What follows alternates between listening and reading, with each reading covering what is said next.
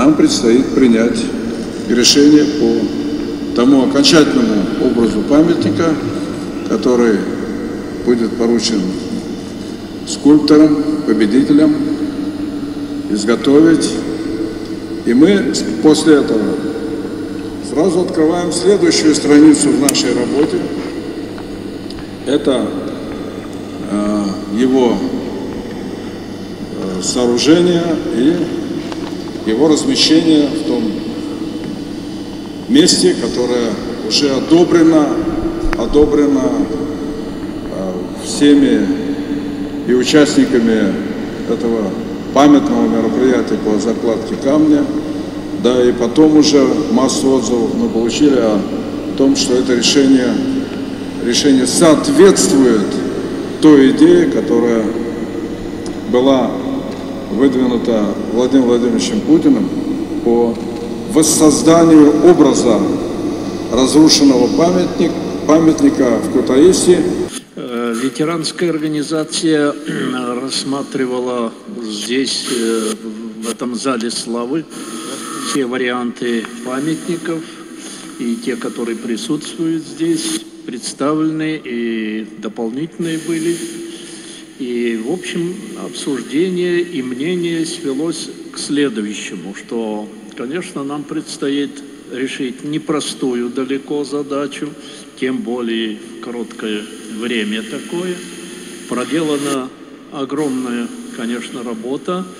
И, в общем, мнение большинства сходится все-таки на том, чтобы, так сказать, одобрить как основу вот этот 11-й номер, так сказать, памятника. Надо показать, так сказать, наш негатив борьбы против вандализма.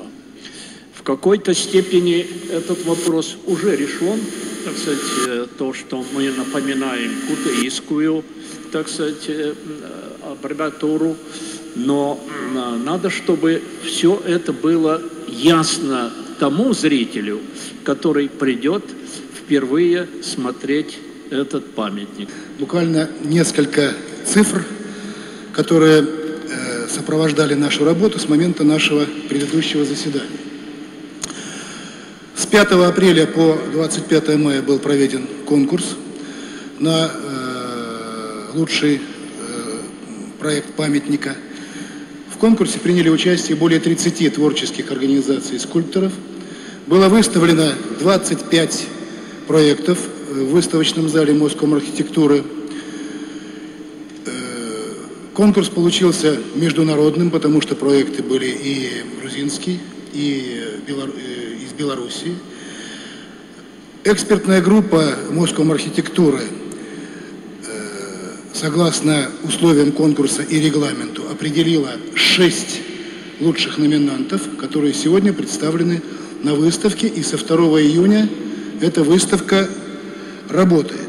Ее посетило более 5000 человек, и более 1500 человек приняли участие в голосовании. Проводя эту работу, мы еще раз убедились, что совершенно правильно была выработана интонация в борьбе против фашизма. Мы были вместе, люди очень активно поддерживают именно вот такое направление нашей работы. И это подтверждает и то, что более 6000 человек сегодня перечислили средства на счет фонда, и более 230 организаций наполнили фонд финансовыми средствами. Сегодня на счету фонда более 7 миллионов рублей. И, как вы знаете, 5 июня эту выставку посетил председатель правительства, председатель партии «Единая Россия» Владимир Владимирович Путин. Я очень коротко хотел бы сказать, что 11-й проект, как представляется, он соответствует полностью тем критериям, которые изначально были выдвинуты в ходе формирования общественного совета и попечительского совета. Во-первых, он должен копировать в своей форме разрушенный памятник, а во-вторых, он должен являться произведением искусства и объединяющим символом, объединяющим все нации, которые составляли мощную нацию советский народ. Поэтому оба этих принципа, которые были изначально заявлены, они содержатся в этом памятнике. Это первое, что кажется. Второе, насчет количество людей, которые вот на этом монументе. У нас, к сожалению, как мне кажется, мало монументов серьезных, тем более посвященных войне, которые представляли собой многофигурие. Есть мощные такие монументы, как на Мамаевом кургане, как в Бресте, но они объемные, но представляют как бы один персонаж. А вот многоперсонажные, как вот, например, на великом памятнике тысячелетию Руси, который у нас есть, который был установлен, где содержатся исторические личности, таких у нас мало. А вот посмотреть, действительно поработать с фигурами различных национальностей, чтобы люди приходили, смотрели, всматривались в памятник, а не просто так пришли, посмотрели и ушли. Чтобы они могли прочитать, откуда эти люди. Может быть, как вот предлагалось раньше, написать на языках страны нашей, Советского Союза, вот этот вот как раз лозунг борьбы против фашизма «Были вместе». У нас же 160 языков. Почему не использовать этот момент? Это своего рода символ нации, о котором мы говорим сейчас, не только символ победы в войне. Поэтому, уважаемые члены Советов, мне кажется, что, конечно же, повторяясь, 11-й номер без сомнения лидирует, вот, в моем понимании, перед проектом, но с небольшой доработкой и усилением деталей вот в этой мощной композиции, я думаю, он будет очень интересен, но над этим надо поработать. Среди работ, кроме той, которая явно предпочтительна, есть еще очень талантливые, интересные работы. И вот увидев, например, работу номер 2 с поездом, я не смогу уйти отсюда спокойно, если я не буду мечтать о том, чтобы эта вот скульптурная группа появилась где-то в Москве. Не здесь, не на этом месте, но где-то в Москве. Потому что тема поездов победы, мы ее разрабатывали с вами, и знаем, что это одна из самых таких собирательных тем Великой Отечественной войны. И поезд Победы — это есть поезд Победы и с этими птичками, и с этими цветами, и с этими встречами, и горькими радостными событиями.